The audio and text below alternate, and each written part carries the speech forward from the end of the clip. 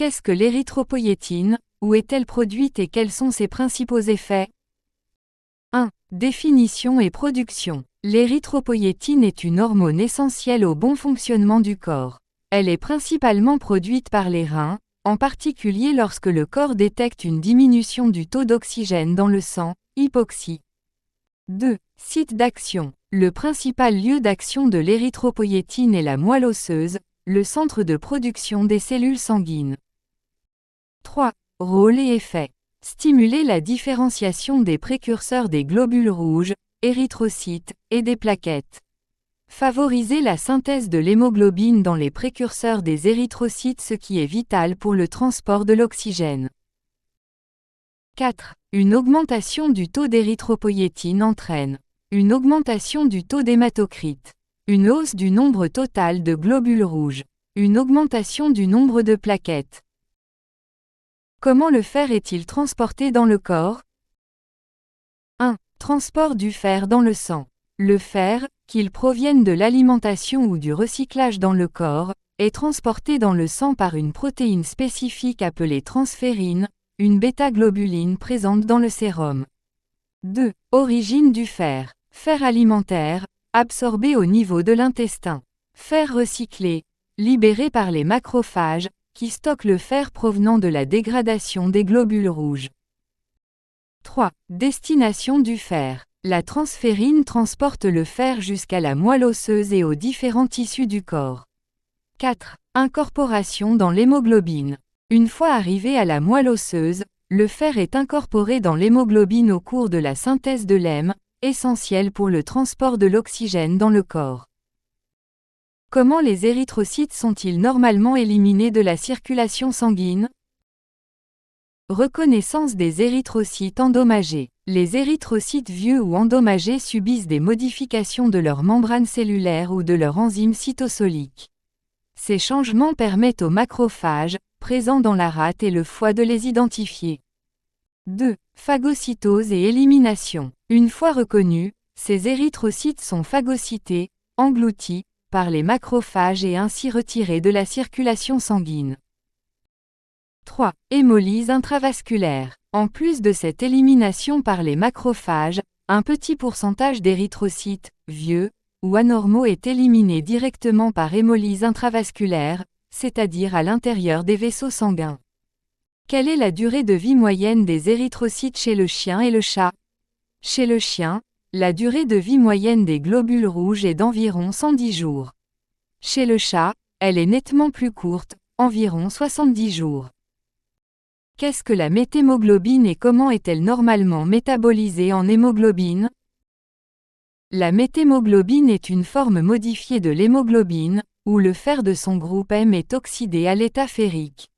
Cette oxydation empêche la méthémoglobine de se lier à l'oxygène, la rendant incapable de transporter l'oxygène dans le sang. 2. Métabolisme normal de la méthémoglobine.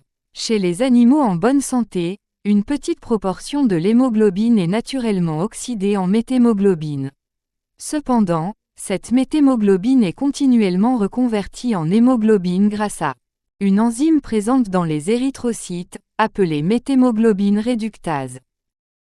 3. Cause de la méthémoglobinémie. La méthémoglobinémie, c'est-à-dire une concentration élevée en méthémoglobine dans le sang, peut survenir en raison de formation excessive de méthémoglobine due à un agent oxydant, par exemple, le nitrite. Réduction de l'activité de la méthémoglobine réductase, limitant la reconversion en hémoglobine. Qu'est-ce qu'un réticulocyte et comment l'identifier? 1. Définition des réticulocytes. Les réticulocytes sont des érythrocytes immatures, sans noyau, qui circulent dans le sang. Ils contiennent encore des résidus d'acide ribonucléique, des mitochondries et d'autres organites cytoplasmiques. 2. Identification des réticulocytes. Coloration au bleu de méthylène. Coloration Romanowski. Avec cette méthode, les réticulocytes apparaissent bleutés et sont appelés cellules polychromatophiles en raison de leur teinte particulière. Combien de temps faut-il pour que les réticulocytes soient produits et libérés par la moelle osseuse? 1. Temps de production et de libération. Il faut environ 2 à 3 jours pour que les réticulocytes soient produits et libérés par la moelle osseuse en réponse à une anémie. 2. Réponse maximale. La réponse maximale des réticulocytes est atteinte en 5 à 7 jours. Les érythrocytes nucléés sont des précurseurs des globules rouges qui n'ont pas encore expulsé leur noyau. 2. Types d'érythrocytes nucléés. Ils incluent les métarubricites, les rubricites, les prorubricites et les rubriblastes. Quand peut-on s'attendre à voir augmenter le nombre d'érythrocytes nucléés dans le sang périphérique? Les érythrocytes nucléés sont normalement présents dans la moelle osseuse. Une augmentation du nombre d'érythrocytes nucléés dans le sang périphérique peut se produire dans 2 situations, anémie fortement régénérative. Lorsque le corps répond à une anémie sévère, un plus grand nombre d'érythrocytes nucléés peut être libéré dans le sang. Augmentation de la sécrétion d'érythropoïétine, cette hormone stimule la production de globules rouges. Des métarubricites, érythrocytes nucléés, sont libérés de manière anormale par la moelle osseuse, souvent en raison d'une altération de la barrière sang-moelle osseuse. Cette condition n'est pas accompagnée par une réticulocytose.